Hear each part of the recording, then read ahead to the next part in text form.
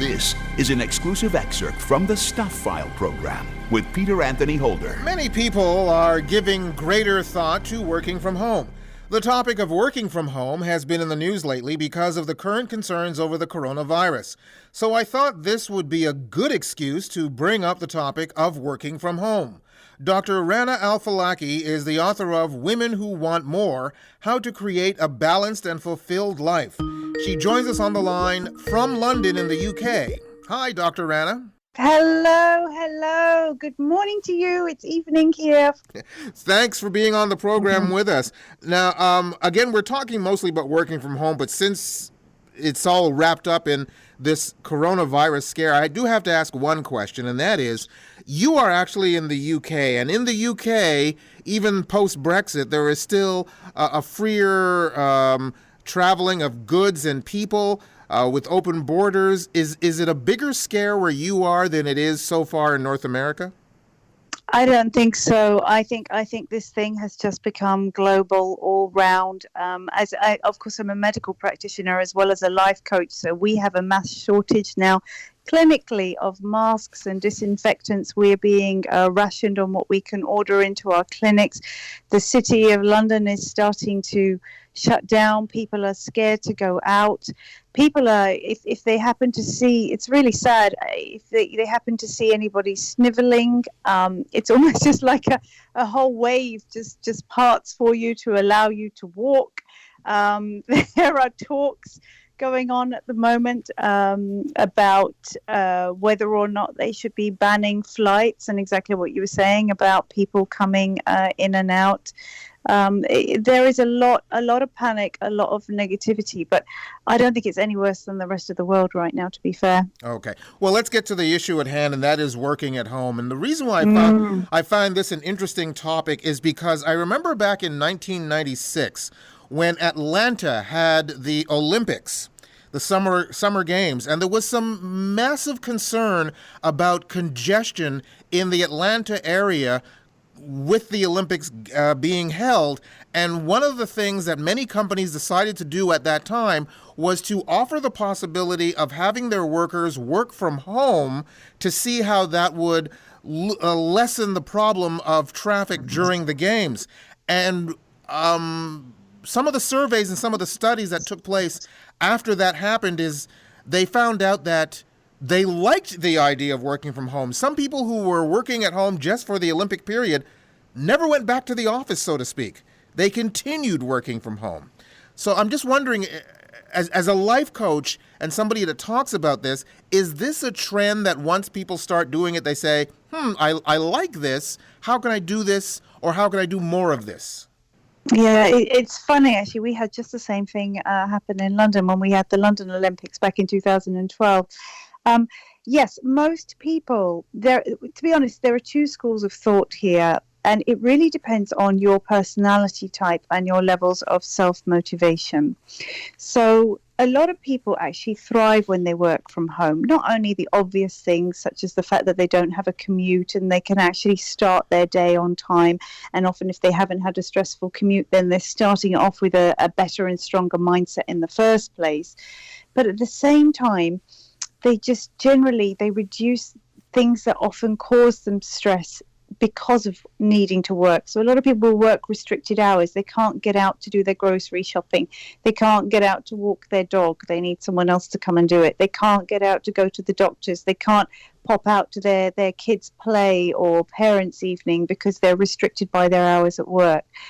And so if you're generally quite a responsible, autonomous person, you thrive from working at home because you take on that responsibility. You start your day with a stronger mindset and you take responsibility for yourself right from the beginning. So it almost becomes it does become a win-win situation with you and your employer, that they allow you to be able to do the things you need to do, but accept that you will probably actually be more productive because you've got more energy in the first place and therefore get your job done. So that's the really positive side, which is fantastic. And so, yeah, people don't want to go back at the end of the day.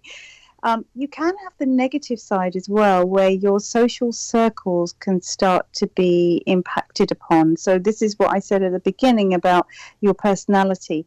And so one of the big benefits we get from an interactive workplace is we thrive from connection, we thrive from relationships, we thrive from human contact as opposed to just phone calls, conference calling, and social media.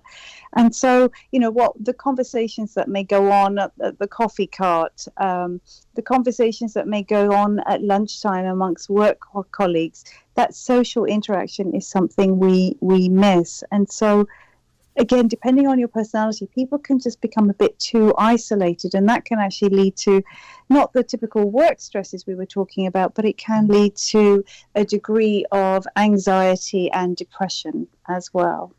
Now, your book is called Women Who Want More, and I bring that title up because, unfortunately, we still live in a somewhat patriarchal society, and I'm just wondering if it's a problematic situation more for women than it is for men, because women either are still expected to or still feel the need to be more of the person who takes care of the home, and if they're working from home, it seems like their work never ends. Their work does never end, exactly. And, and I know an awful lot of working women, myself included, who would say, it would go back to work having had kids. And I go to work for a break because it takes you away from the demands. I coach a lot of men who work from home, and they absolutely love it. They thrive. It gives them the ability to be able to engage with their children and their families more than they would do. So in their case, they really thrive significantly. But exactly as you said, for women, sometimes it becomes difficult to differentiate their work life from their home life because it's almost like they have two jobs anyway. And sometimes there can be a psychological impact on the relationship itself, because as the husband or partner comes home, thinking his wife or girlfriend or whoever it is has been at home all day, as opposed to, but they've been at home all day and they have truly been working. They've truly been having to do their job. So you know what? The dishes in the sink might not have been done. So it does require a degree of communication between the two, communication around the family, setting expectations from the outset of what that's going to look like. It has massive benefits, as we've said, but it does require preparation and planning, thinking, am I likely to get depressed? Is my social circle going to be diminished? What are the expectations of my family on me when they come home and maybe see that their dinner isn't ready because I have had to work? And so you really need to get everybody on board to prepare for that kind of environment if it's something you're going to do more than on just an ad hoc basis.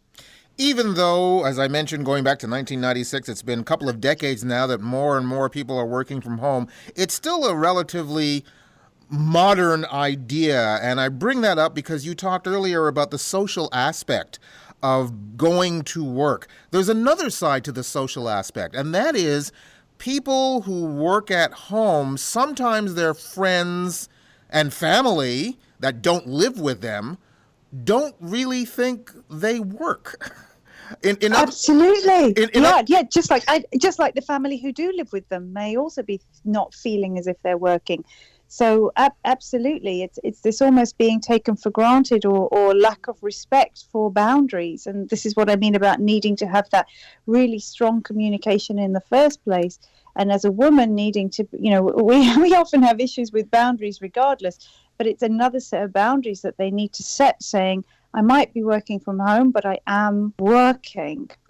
It's funny, I had an interesting thing happen to me this week because my son was off sick. And obviously I work from home as a coach. So the days I'm not treating patients in the clinic, I have offices at home. And I think he was expecting me to hang out with him and watch TV. And he's like, when are you going to be done? Because I would say, I'm just going to do this. He said, okay, when are you going to be done? Okay, I've done that. Okay, you're going to come and sit with me. I was like, no, I've got this to do and this to do and this to do and this to do. And, the dishes were well and truly in the kitchen because I was focused on this is my job. And he was shocked. And I said, I don't stop. You guys go to school and I do not stop. I am working. This is what I have to do, whether it's at home or not. But then again, I'm a very focused, dedicated person. So I can, and obviously I practice what I preach and what I teach. So I'm able to set those boundaries right from the offset. For me, working from home doesn't mean I'm going to pick up the phone and have a chat with a girlfriend or go out for a coffee. I mentioned the Atlanta Olympics. You mentioned the London Olympics. We started off talking about the coronavirus. Do you think with each passing situation that forces people to be at home for one reason or another and work from there, do you think as time goes on, we're going to see more and more people working from home because they initially had to, but they realized they like it? Yeah, absolutely. Absolutely. And what's not to like? Like I said, as long as you do the preparatory work and think about, okay, how might this affect me? What blocks may come up? What barriers may I reach? And how am I going to overcome them? i.e. set up the planning. I'm sure people will love it. But also, the other factor is the economic advantages to the company. So I know there are several companies that's starting to be a real trend now towards the fact that, of course, the companies don't have to provide office space. So, of course, people don't even have their own desks. So they come in, they might work from home 2 days a week, come into the office 3 days a week, and therefore desks are being shared. Offices don't need to be as big.